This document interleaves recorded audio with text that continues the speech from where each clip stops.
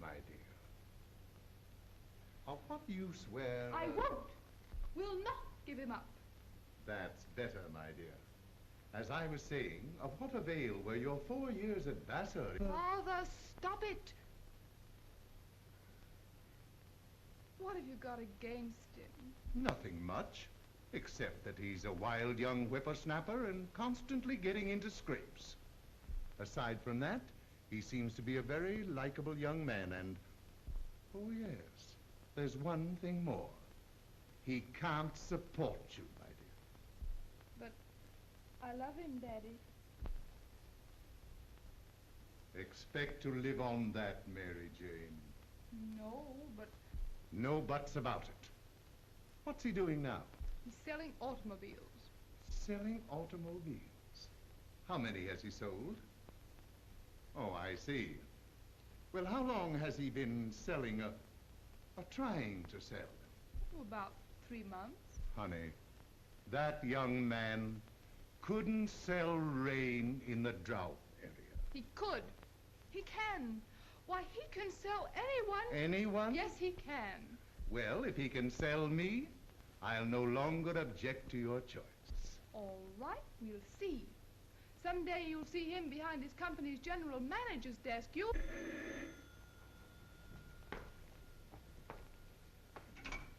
Yes.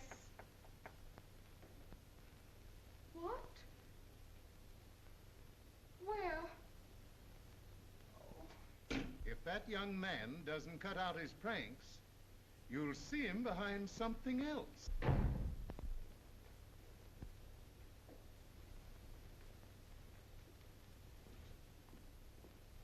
Jack. Jack, dearest.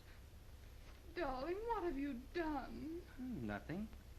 Just moping along the highway at 70. But they can't put you in jail for that.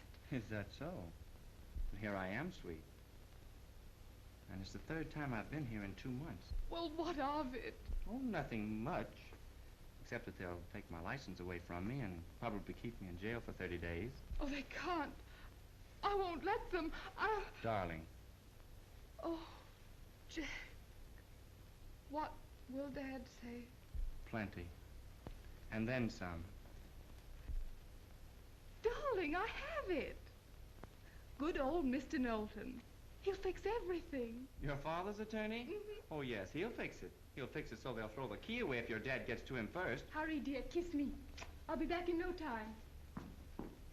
Thank you. No. But you must help us. But I can't, my dear. I'm too busy with important matters. Ever since I was so high, I've always come to you with my troubles. Though you were only Daddy's friend and lawyer, you were always Uncle Bob to me. And now when I need you most of all, you won't help me. You won't help me because you're afraid of Daddy. Who says I'm afraid of your father? Who said I won't help you?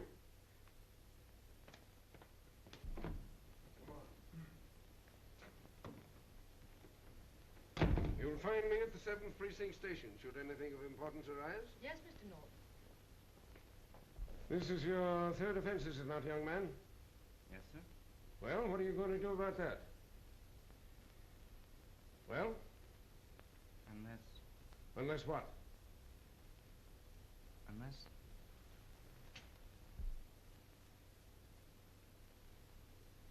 See, Judge, I was only doing 35. 60 days. Where you can't be reckless. Next case. People versus John Rocco. Reckless driving. Are you guilty or not guilty? Well, I have a good excuse, Your Honor. You see... Tell it to me when you get out in 30 days.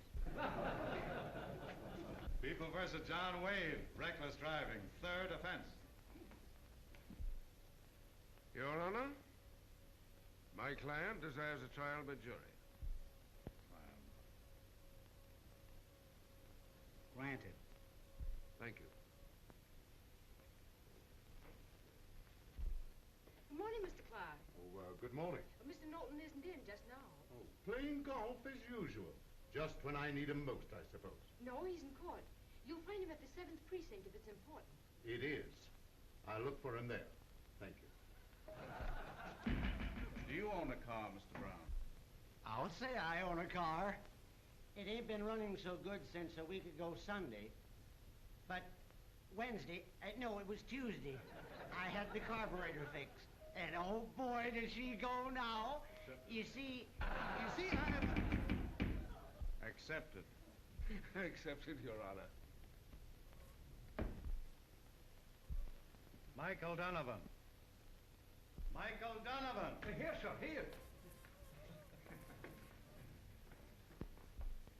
Good morning, Your Honor. Good morning. Mr. Donovan, do you own a car? I do that, sir. Ever been arrested for speeding? Thank you, sir, thank you. Sure, if that old car of mine could go fast enough for that, I'd be that proud. I'd be before your Reverence this minute, sir. Objection. the defendant, John Wade, is charged with reckless driving. You may proceed. I call Officer Crane, my witness and complainant.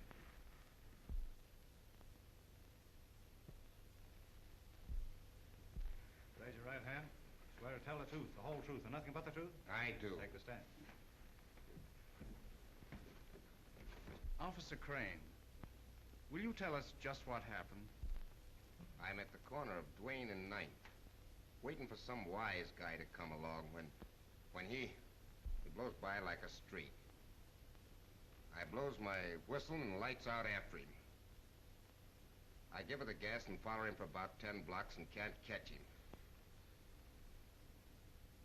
It's 2 miles before I gets him. How fast was he going, officer? 70 or better. Your witness.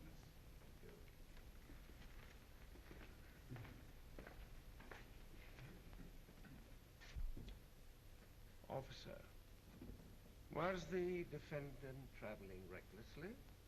He's doing 70, ain't he? Officer, what are you doing with that plaster on your face? Why, I'm trying to hit the dirty... The defendant off, I fell in front of his car. Did he run over you? I'm here, ain't I? That's all? Nothing further. Mr. Wade, will you kindly take the stand? Raise your right hand. Swear to tell the truth, the whole truth, and nothing but the truth? I do. Take the stand.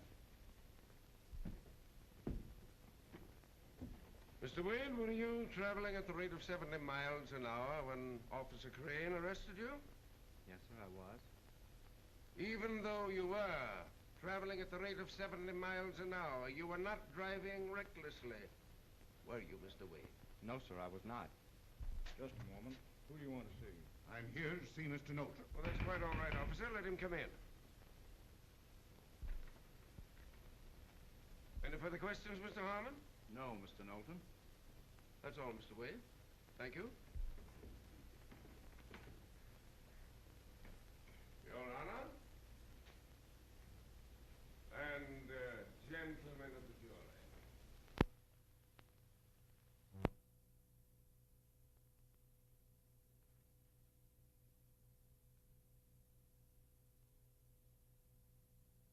May I state most emphatically that the old gray mare ain't what she used to be?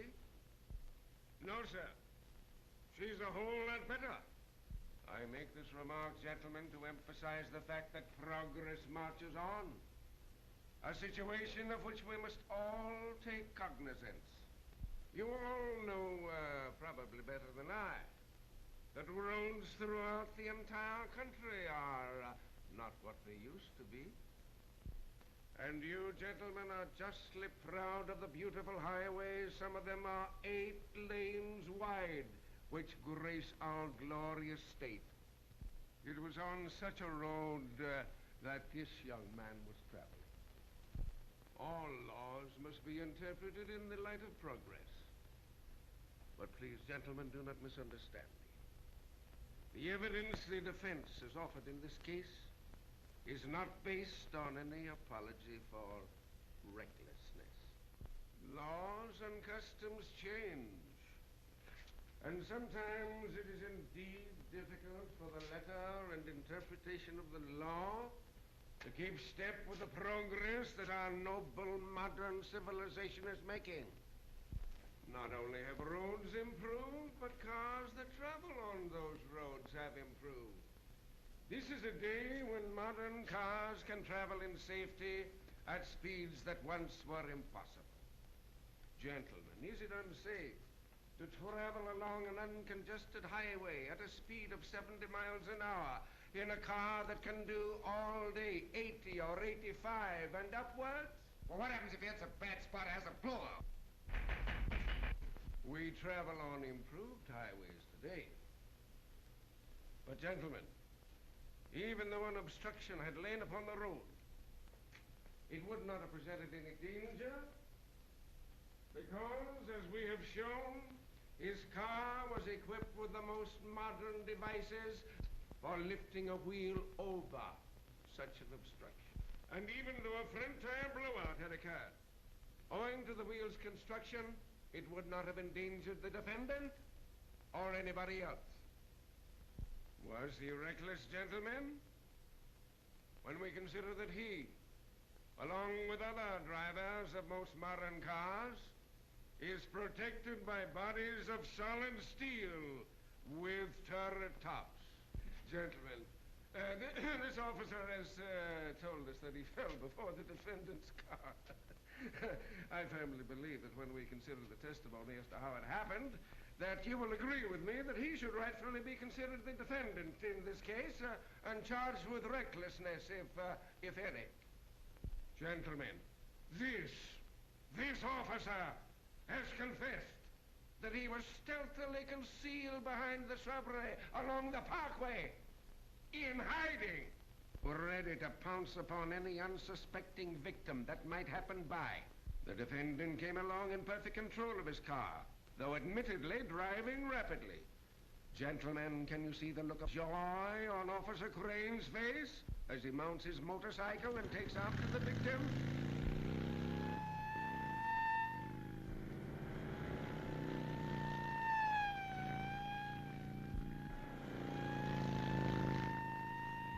Follows him for some little distance and then deliberately, recklessly drives in front of the defendant's car. He skids and falls. It is fortunate indeed that the defendant's car is under control. But is Officer Crane grateful? No, gentlemen, I think I may say with perfect assurance, he is not. And finally, gentlemen, it is not too much for me to say that all charges of recklessness which have been brought before you have been wiped out by the safety which the defendant has demonstrated in the power, speed, safe construction, and control of the defendant's car when he saved the life of Officer Crane, that he might come here as a living witness to the safety of the defendant's manner of driving. Safety is the purpose of the law. And the question of whether the young defendant was proceeding with recklessness in one hand and safety in the other should form the basis of your verdict in this case. With due regard to his honor and the law which prohibits reckless driving. Safety, gentlemen. I'll repeat. Safety. I thank you. Gentlemen, the defendant in this case is charged with reckless driving. In the usual course of events, the testimony would be presented to you for your consideration. However, in this case, I am constrained to follow a different proceeding because the testimony is beyond dispute. Outside of city, town, or corporate limits, there is no definite speed limit in this state. Therefore, it must be definitely proved that the defendant was driving recklessly. The only testimony as to recklessness was that he was driving at the rate of 70 miles per hour. But the testimony also shows, however, that the defendant was driving a car of modern make, equipped with each of the most advanced features of safety and control. The presence of Officer Crane in this courtroom today is sufficient evidence and counteracts any charge of recklessness made against the defendant. It appears that under the circumstances, there's no competent proof of recklessness. Therefore, you members of the jury are dismissed. I wish to thank you for your attention. And the defendant is discharged. Oh, Mr. Nolan.